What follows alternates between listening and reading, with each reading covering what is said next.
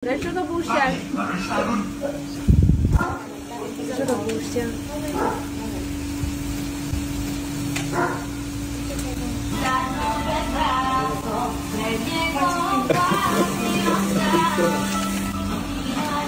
Gratulujem!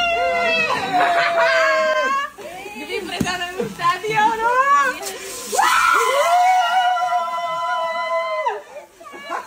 Poďme!